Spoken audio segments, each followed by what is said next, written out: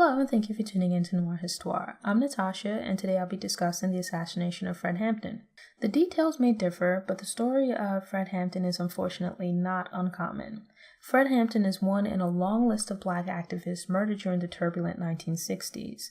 His death stands apart from most others as it was proven to have been the result of a concerted effort by the FBI and Chicago police. I won't go into the details of the murder here, as The Assassination of Fred Hampton by Jeffrey Haas does an excellent job of explaining the raid on Hampton's apartment, shootout, and trials. These are actually the best parts of The Assassination of Fred Hampton. I'd heard of Fred Hampton and his affiliation with the Black Panthers, but I didn't know enough about him to understand why he's so revered in the black community. Reading about how he became a leader in the community and the various programs he developed in Illinois was eye-opening.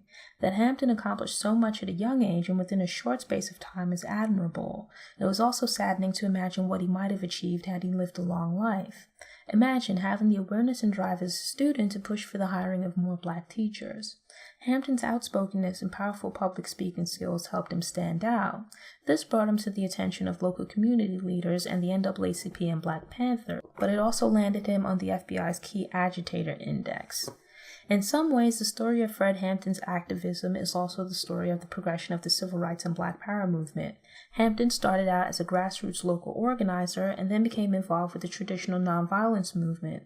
Hampton marched with Dr. Martin Luther King Jr. and experienced the violent hostility of white people who felt threatened by the black community's insistence on equality. The nonviolence movement's failure to move the needle pushed Hampton to consider more militant ideologies and organizations. Reading about how informants infiltrated the Black Panthers and provided info to the authorities was eye-opening. I was aware that things of this nature occurred, but it was unbelievable that people would sell out a cause that sought to improve the circumstances for people that looked like them in exchange for little in return. I'm generally more drawn to the female participants and icons of the civil rights movement, as despite fighting against racial inequality, many male civil rights leaders supported the continued oppression of black women based on their gender. It was comforting that Hampton didn't view the female members of the Black Panthers as sex objects or servants. Even more impressive that he didn't allow other male members to disrespect or harass female members. Hampton's ethics seem to have been beyond reproach with regards to drugs, alcohol, women, and criminal activity. Nobody's perfect, but it's especially important for public figures in these types of movements to not give the opposition any kind of moral high ground. Granted, some of his actions were irresponsible, but they seem to stem from youthful immaturity rather than criminal or malicious intent. The one weak spot in The Assassination of Fred Hampton is that the author uses the book to tell his own life story. I don't have anything against Haas, but he wasn't the reason that I picked up the book. I wanted his legal perspective on the efforts to get justice for Hampton and the other Black Panthers, not the details of his personal life. The Assassination of Fred Hampton is an incredible book. It's a great book for learning about a less celebrated but important black figure. The Assassination of Fred Hampton would also be of interest to law buffs and social activists.